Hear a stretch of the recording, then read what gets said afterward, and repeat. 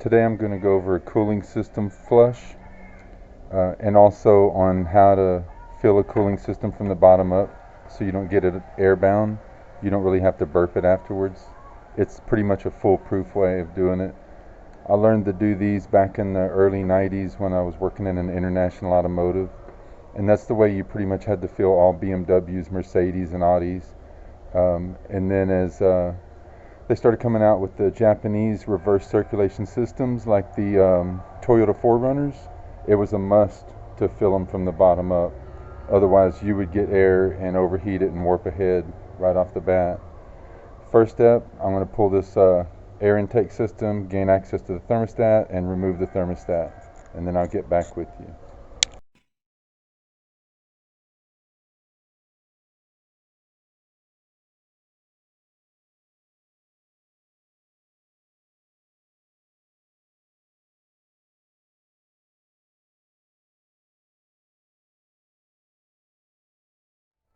Okay, you know, all cars are different. This particular truck, all these trucks, have a power steering reservoir bracket that bolts on top of the thermostat. So it's three 10mm bolts. Remove that bracket and then we get access to that housing.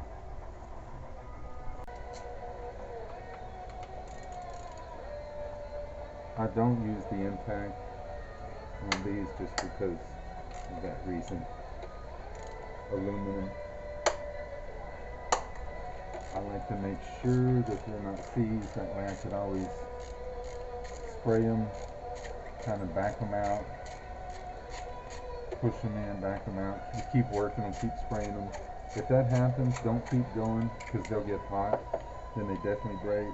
Just get hot from the friction as you screw them out and tighten them back, working them loose.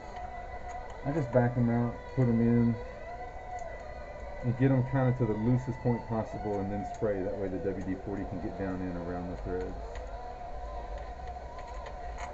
So I got the air intake tube out of the way. Got the thermostat housing off, hoses off, depending on your configuration. You can sometimes take the hose from over here and just point it down. I just took it completely off. And I got a deflector here to just deflect everything down. If this is small, you wrap it with a rag, but mine fits pretty good, so I just press it against here and just start flushing until it starts coming out clear over here. Okay, a trick I do is I just put up a little barricade because there's going to be a lot of splashback. I just do this off of my slab over the sample well. So I'm just going to put this up against there. If you have a smaller one, you just wrap a rag around it so you get a nice snug fit. Just press down.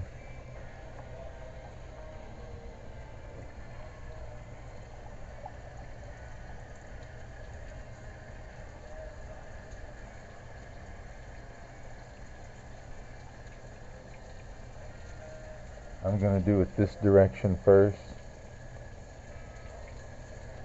and then I'm going to turn it around and reverse the other direction. This is actually reverse flow right now, but I'm going to go ahead and flush through the radiator and have it come out over here where the thermostat mounts.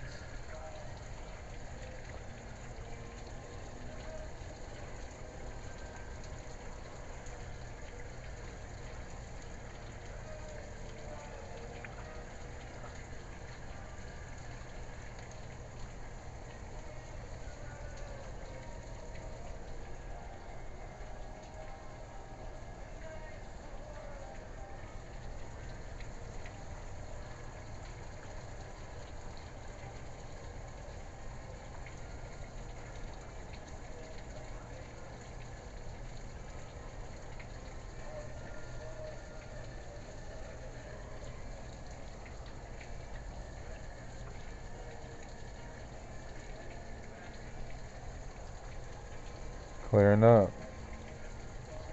Getting clear.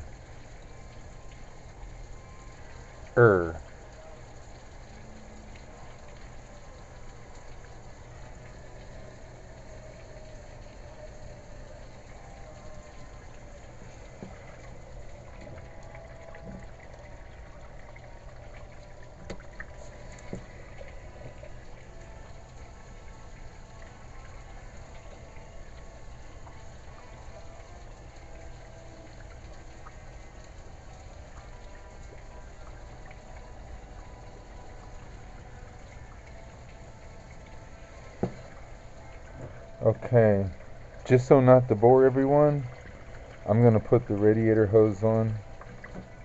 I'm going to flush this direction. It's going to flow out here. I'm not really going to record that because I don't want to bore you folks. Okay, after flushing, it's going to be pretty level right there. So we're going to go back down here, open this petcock again, drain it again, and get all that pure water out. Not all of it's going to come out. You're still going to have some in the block. We want to get as much as we can out.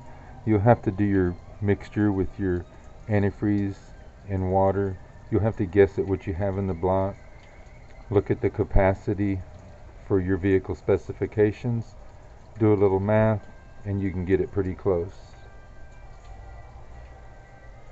Now I'm going to install the new thermostat. Horizontal mount so I can rotate it any direction. Just remember to open it by hand before you install it. Make sure it's not stuck.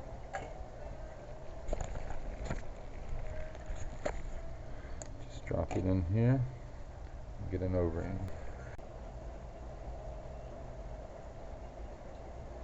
Okay, put a little grease in our O-ring. You know, when you think about an O-ring compressing, when this O-ring starts compressing, it actually gets pulled by the metal, so you want it slippery, so as you're installing it and it starts compressing, that it can slide into the place it wants to be. If you look at these O-rings, if you were able to look, I've seen one time on a test where they were looking at it through a microscope as it was being torqued down. The sidewalls of it need to slide against whatever it's torquing against because it distorts and it needs to slip. So I use a special grease on here. It's a grease that does not eat rubber. Sit that right down in there. And then this, I'm going to take it off and do just a light wire wheel job just to clean it up. Okay, thermostat's in, seal's in. I got the system drained. I'm going to close that petcock in a minute. I'm going to remove this housing. These are great for radiator hoses. Just get it in there. You can kind of twist it and then walk it around, wiggle it,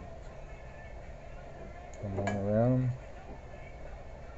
I left this on earlier because I like to use that housing when I'm putting my water in there. See, that breaks it right loose.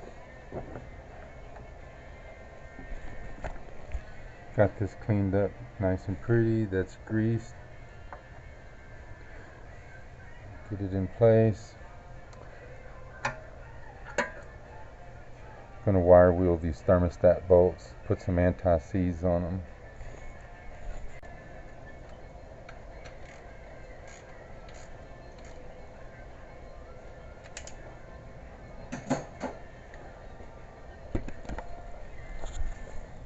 Now I'm going to close the drain petcock. This next part, filling the system from the bottom up. This is a foolproof way to make sure you don't get an airbound system.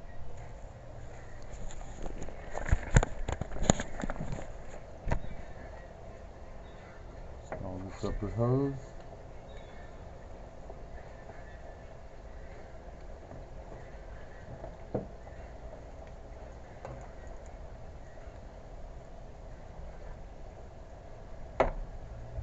Okay, filling the system from the bottom up so it doesn't get airbound. Thermostat's installed. Leave the hose disconnected. The hose goes to the passenger top, fills the radiator all the way across, comes out the driver bottom into the bottom of the block, fills the block from the bottom up. The thermostat has the small air bleed, so you just have to pour slow so it can burp, and leave this cap off. This will also fill from the bottom up.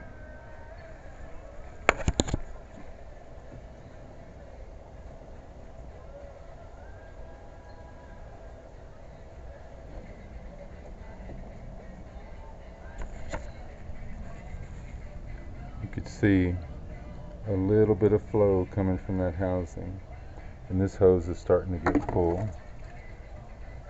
If you look in here, you can see the coolant's already rising from the bottom up, expelling any air.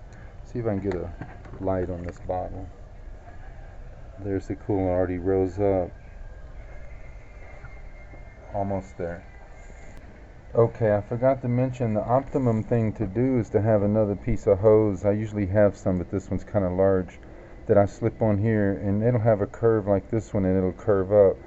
That way you can get as much in there as you can, and then you pop the curved piece of hose off and put your hose on really quick. You'll have a small amount of air, but it'll easily burp out through this reservoir.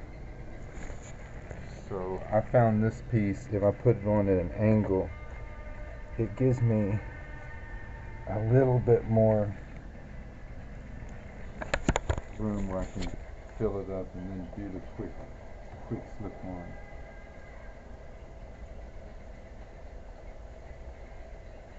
I've already put 2 gallons in this, plus what it had in the block. I see it rising up through my hose now, and I've probably got I put a gallon of coolant, a gallon of water, and now I'm down to like about a half a gallon of coolant in this bottle, which will make up for the water that was in the block.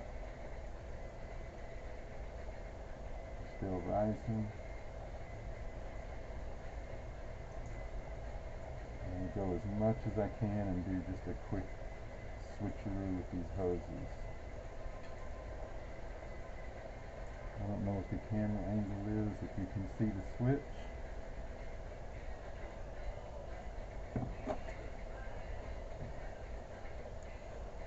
This hose is full. This hose is full. Put this down here. Get a quick switch. There we go.